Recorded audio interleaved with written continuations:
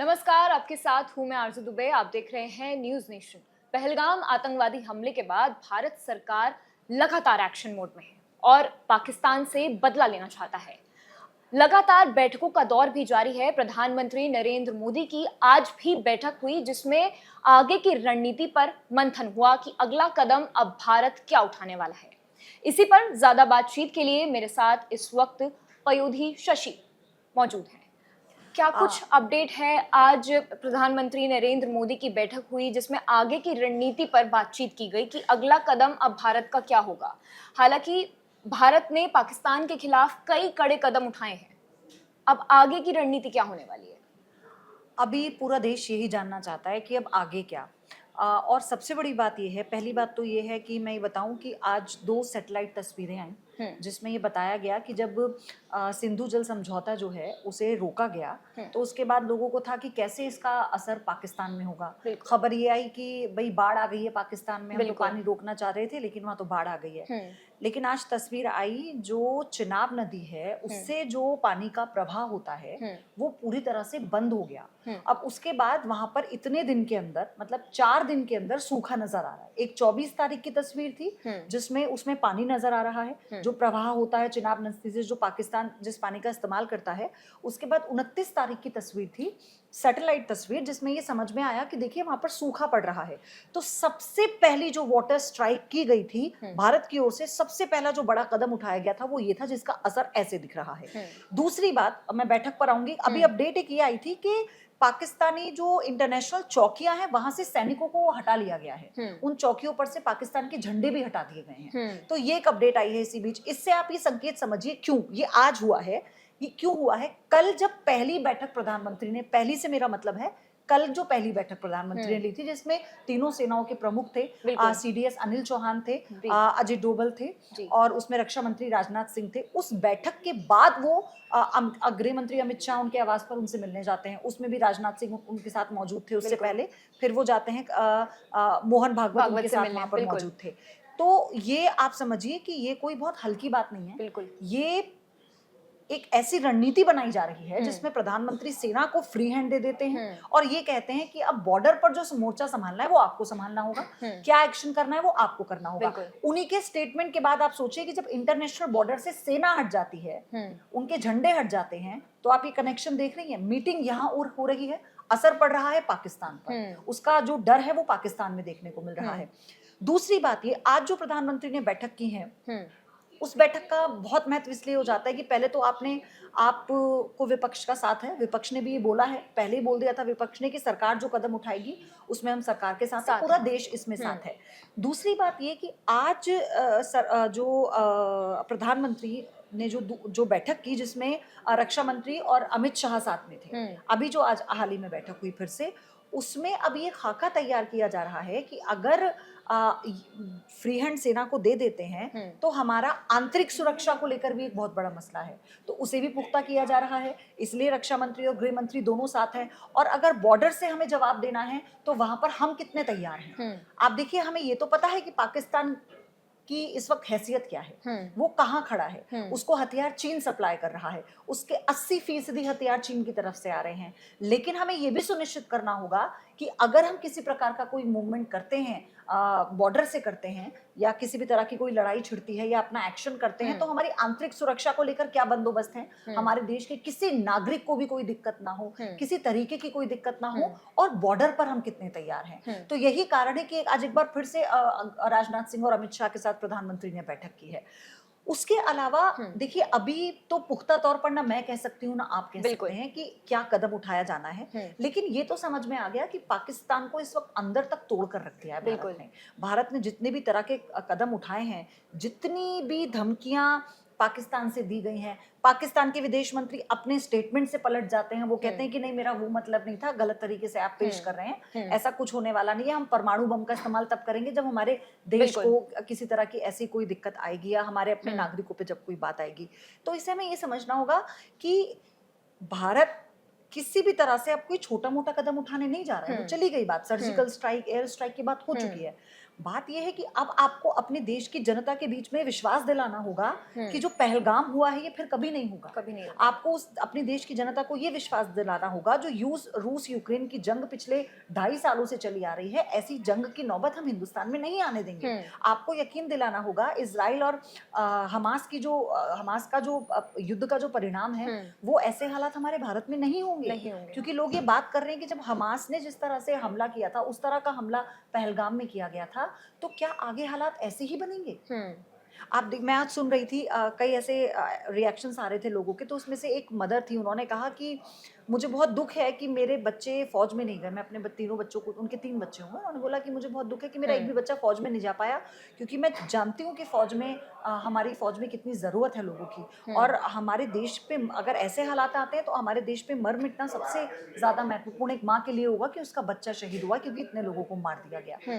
तो इस तरह के रिएक्शन है, लेकिन लोग ये वेट एंड वॉच वाली कंडीशन है पूरे देश के लिए और बाकी कंट्रीज के लिए भी कि भारत का कदम क्या होने वाला है। बिल्कुल पयोधी, आपने अभी जिक्र किया पाकिस्तान के डर का, मैं ये बात भी बताना चाहूंगी और मेरा सवाल भी है कि पाकिस्तान इतना ज्यादा बौखलाया हुआ है कि उसने पाकिस्तान में सीमा के पास ग्वादर में F-16 हथियार जो है वो तैनात किया।